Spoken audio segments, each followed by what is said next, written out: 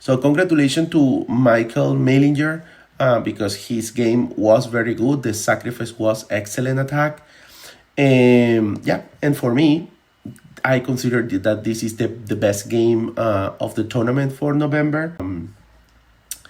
And now the complement for this is the concept, because the concept is very, very important to understanding the positions. So when we are analyzing the specific position and we have the conditions, we can establish the Greek gift to expose the king of our opponent and attack with our pieces.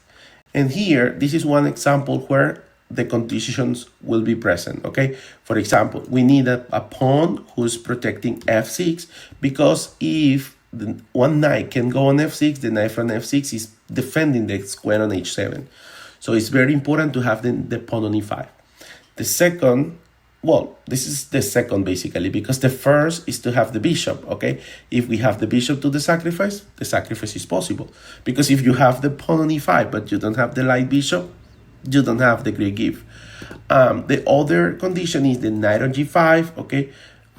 To attack against the king. This could be with the knight on g5 or moving the rook throughout the third rank, but this is other idea.